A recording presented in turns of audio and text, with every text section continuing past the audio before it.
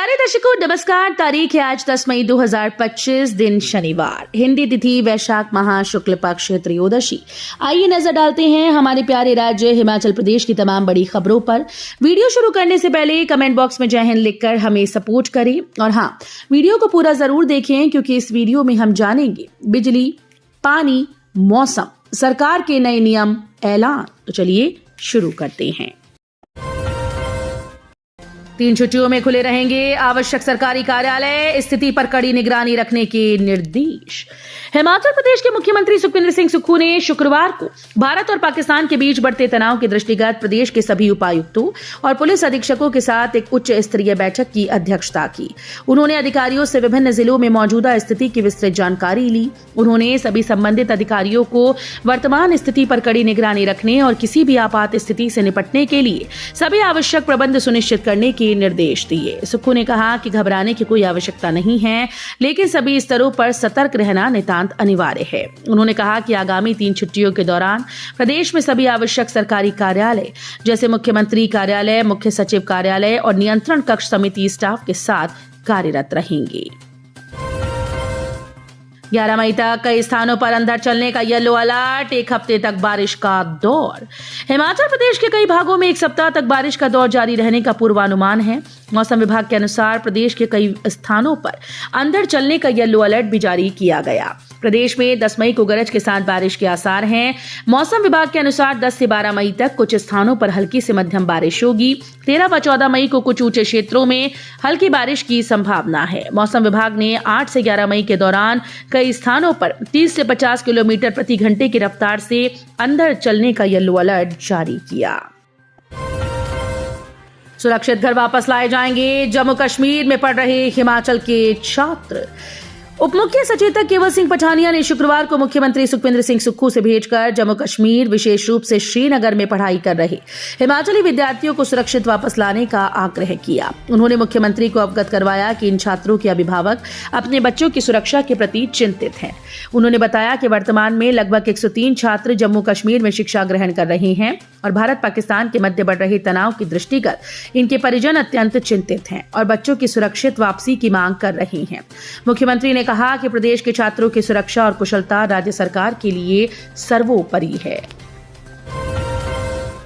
IPL match को धर्मशाला आई teams वापस भेजने के लिए की स्पेशल व्यवस्था। इंडियन प्रीमियर लीग के मौजूदा सीजन के तहत धर्मशाला में मैच खेलने के बाद पंजाब किंग्स और दिल्ली कैपिटल्स की टीम शुक्रवार को दिल्ली रवाना हुई। संवेदनशील स्थिति को देखते हुए बीसीसीआई ने दोनों टीम्स, उनके सपोर्ट स्टाफ और ब्रॉडकास्ट क्रू के लिए एक विशेष वंदे भारत ट्रेन का इंतजाम किया। इस विशेष ट्रेन से लगभग 300 लोग यात्रा कर रहे हैं, जिसमें खिलाड़ियों के अलावा तकनीकी टीम, मीडिया कर्मी और आयोजन से जुड़ा अन्य स्टाफ भी शामिल है। संजौली मस्जिद के मामले में नया अपडेट, आयुक्त कोर्ट के फैसले को चुनौती देने की तैयारी में वक्फ बोर्ड। नगर निगम शिमला के आयुक्त कोर्ट के फैसले के प्रति आने के बाद वो वक्फ बोर्ड व संजौली मस्जिद कमेटी इस आदेश को आगे चुनौती देने की तैयारी में है। इसके लिए एक मर्तबा बैठक दोनों के बीच में हो चुकी है। वक्फ बोर्ड की ओर से नगर निगम आयुक्त के पास लिखित आदेशों की प्रति के लिए आवेदन कर दिया गया। अब जल्द ही इसे निगम की ओर से प्रति जारी की जानी प्रस्तावित है। 34 क्लर्क और जूनियर असिस्टेंट पदोन्नत, 87 वरिष्ठ प्रवक्ताओं को मिली डीडीओ की शक्तियां। शिक्षा विभाग में 34 क्लर्क और जूनियर असिस्टेंट को सीनियर असिस्टेंट के पद पर पदोन्नति की गई। विभाग की ओर से इसके आदेश जारी हो गए हैं। इस दौरान कई पदोन्नत कर्मचारियों को नए स्टेशन पर भी तैनाती की गई। ऐसे में विभाग ने इन कर्मचारियों को 5 दिन के अंदर नए स्टेशन पर ज्वाइन करने को कहा। इसी के साथ ही विभाग में 87 वरिष्ठ प्रवक्ताओं को डीडीओ की शक्तियां यानी पावर्स दी गई। वो संबंधित संस्थान में कार्यरत कर्मचारियों के यात्रा भत्ते, टीटीई, एलटीसी, चिकित्सा प्रतिपूर्ति और सामान्य भविष्य निधि अग्रिम निकासी के लिए नियंत्रण अधिकारी के रूप में भी कार्य करेगा। रामपुर वालों की बल्ले बल्ले, लगेगा रोजगार मेला, मिलेगी हाथों हाथ नौकरी, जानिए कब और कैसे। बेरोजगारी के अनुपात में नौकरी के मौके कम होते गए। भारी भरकम पढ़ाई के बावजूद लोग खाली घूम रहे हैं, लेकिन रामपुर के बेरोजगारों के लिए अच्छी खबर है। अगर आप नौकरी की तलाश में हैं तो आपके लिए अच्छा मौका है। जिले में 14 मई को एक बड़ा रोजगार मेला लगाया जा रहा है। ये मेला राजकीय रजा स्नातकोत्तर महाविद्यालय रामपुर में सुबह 10:30 बजे से शुरू होगा। प्रभारी जिला रोजगार अधिकारी सत्यपाल ने बताया कि रोजगार मेले में पुखराज हेल्थ केयर प्राइवेट लिमिटेड, इसके source learning and technologies private limited और युवा शक्ति फाउंडेशन जैसी कंपनीज आएंगी।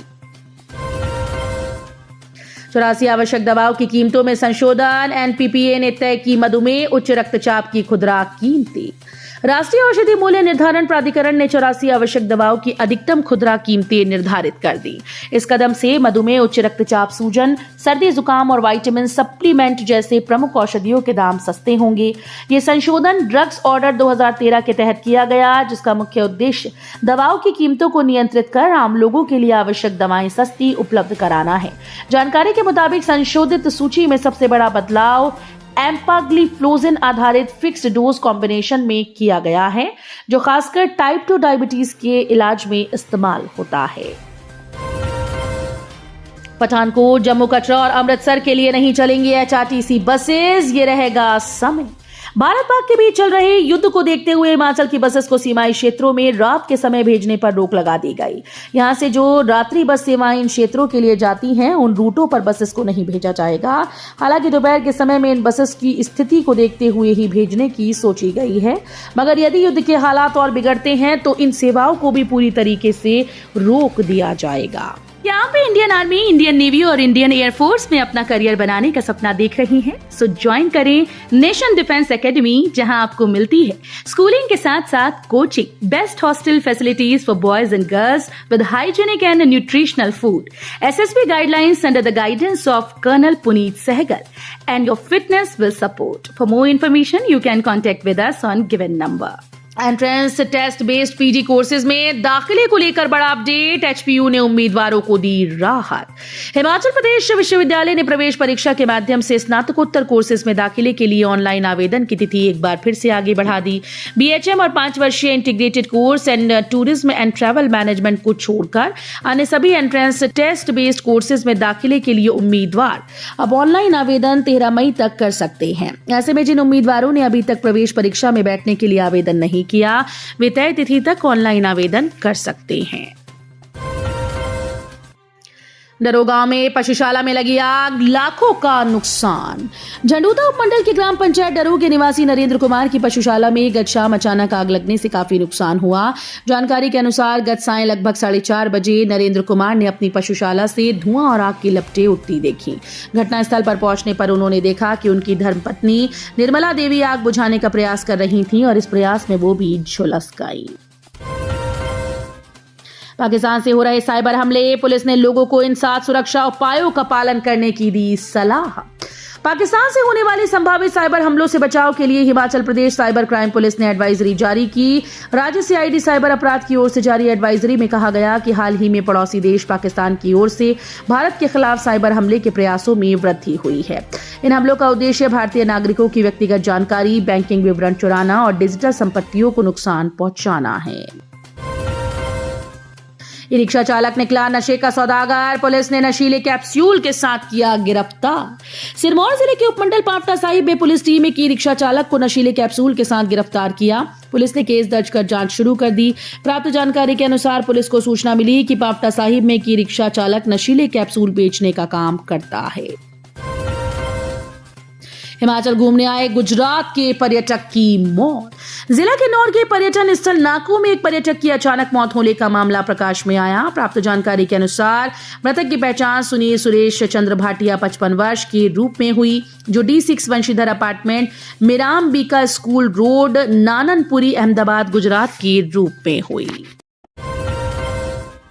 तो ये थी आज की फटाफट खबरें। हम मिलेंगे अगले बुलेटिन में, तब तक के लिए धन्यवाद। जय हिंद।